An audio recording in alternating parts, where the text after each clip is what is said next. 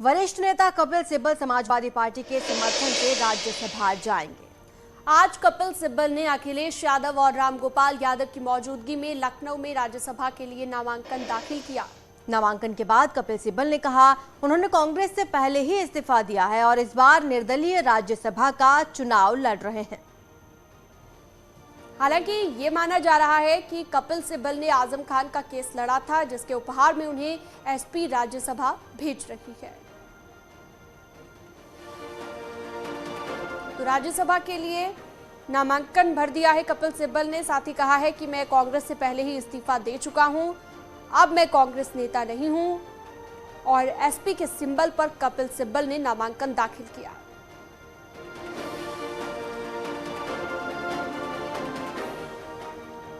Samajwadi party की ओर से दूसरे उम्मीदवार जावेद अली ने भी नामांकन भर दिया है, लेकिन सवाल यह है कि चुनाव कब होगा।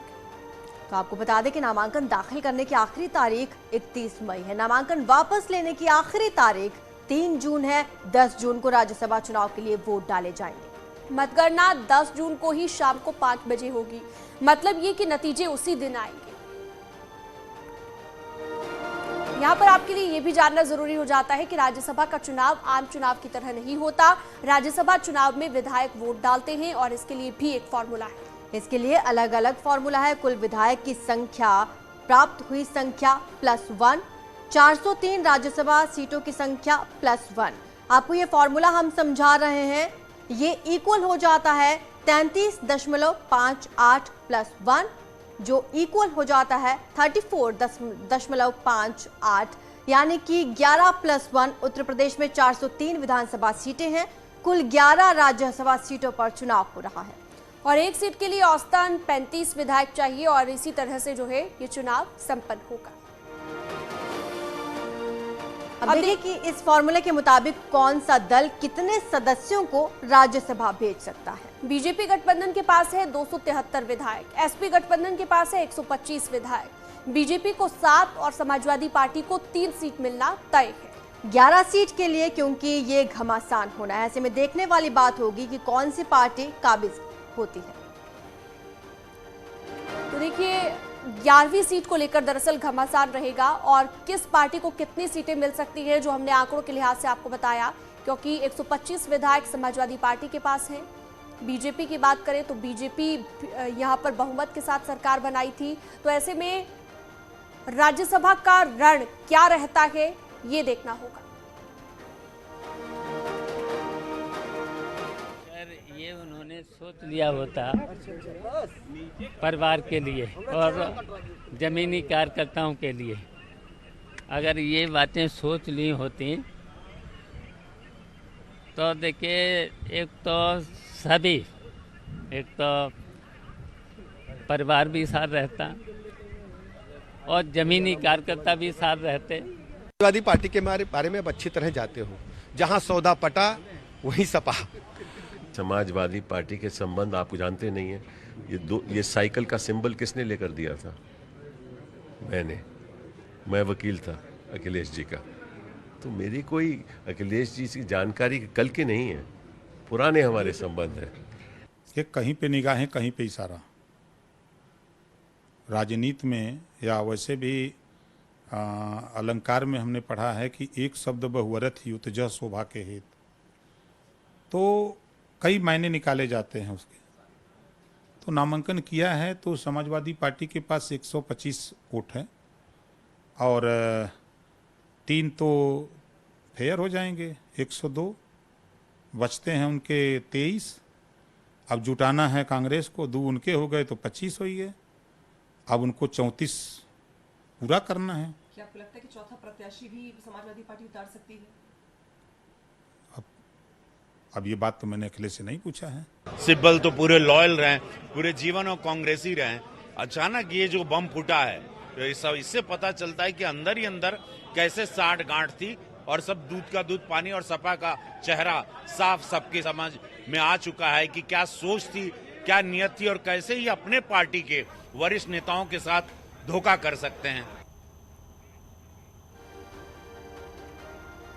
और चलिए अब मथुरा का रुख कर लेते हैं। शाही ईदगाह मस्जिद और श्री कृष्ण जन्मभूमि केस में जिला अदालत में सुनवाई हुई। आज कोर्ट में याचिकाकर्ताओं ने सेक्शन 92 के तहत इस मामले में दाखिल सभी याचिकाओं पर एक साथ सुनवाई की मांग की। आपको बता दें कि मथुरा में 13.37 एकड़ जमीन को लेकर विवाद है और इस पर दावा यह है कि जमीन हिंदू पक्ष को मिलनी चाहिए। मथुरा श्री कृष्ण जन्मभूमि शाही ईदगाह विवाद का ये मामला है। जिला जज की अदालत में सुनवाई हुई और 13.37 एकड़ भूमि विवाद पर यह सुनवाई की गई। अब 31 मई को अगली सुनवाई होनी है। उसमें दो चीजें थी। पहली कि जो कंस्ट्रक्शन है, कंस्ट्रक्शन को हटा के वहाँ पर वो जगह जो है ट्रस्ट का हैंडओवर कर दी जाए, जन्मस्थान ट्रस्ट को। और दूसरी इसमें एक एप्लीकेशन थी। एप्लीकेशन इस आशय की थी कि साहब अभी तक जो दावे दाखिल होते आ रहे हैं वो दाखिल होते आए हैं पर्सनल कैपेसिटी में, इंडिविजुअल कैपेसिटीज़ में। हम लोगों का ये कहना है कि रिप्रेजेंटेटिव कैपेसिटी में उस चीज़ की सुनवाई हो। उपासना स्थल एक्ट को लेकर लगातार सुप्रीम कोर्ट में याचिकाएं दाखिल हो रही हैं। हर एक याचिका में कानून को मौलिक और संवैधानिक अधिकारों के खिलाफ बताया जा रहा है। दरअसल अब स्वामी जितेंद्रनाथ सरस्वती ने याचिका दाखिल की है। उन्होंने कोर्ट में उपासना स्थल कानून की धारा 2, 3 और 4 को चुनौती दी है। याचिका में कहा गया कि ये धाराएं शासन के सिद्धांतों का उल्लंघन है। धाराएं संविधान के अनुच्छेद 14, 15, 21, 25, 26 और 29 का उल्लंघन करते हैं। कानून की धारा 2, 3 और 4 हिंदू, बौद्ध, जैन समुदाय को अधिकार मांगने से वंचित करती है। और साथ ही आपको बता दें कि उपासना स्थल एक्ट की धारा 2 धार्मिक स्थल को परिभाषित करती है। धारा 3 पूजा स्थलों के रूपांतरण या फिर बदलाव पर रोक लगाती है और कानून की धारा 4 पूजा स्थल के धार्मिक चरित्र में बदलाव को लेकर दायर केस पर रोक लगाती है। तो सुप्रीम कोर्ट में एक और याचिका दायर की गई है। इसे हमने आज सुप्रीम कोर्ट में चैलेंज किया है, इसकी धाराओं को चैलेंज किया है। ये तो वही बात हुई जबरा मारे और रोए न दे, कि हम अपनी शिकायत भी नहीं कर सकते। हमारी संस्कृति, हमारी सभ्यता, ये सब कुछ नष्ट करने का प्रयास किया गया।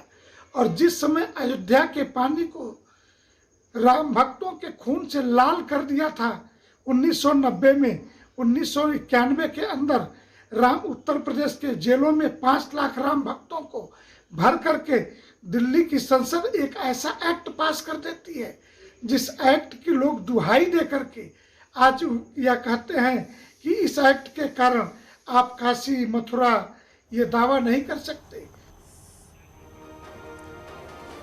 और अब बात करते हैं प्रधानमंत्री आवास योजना की। एक ऐसी योजना जो बेघर लोगों की घर बनाने में मदद कर रही है।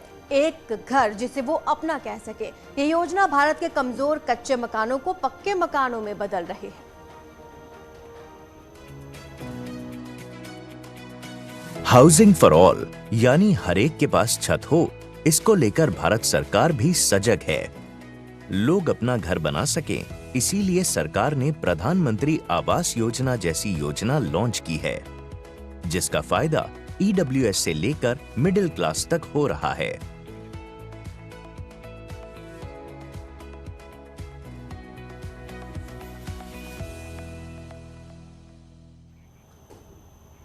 और यहाँ रुकेंगे छोटे से ब्रेक के लिए, जल्द हाजिर होंगे।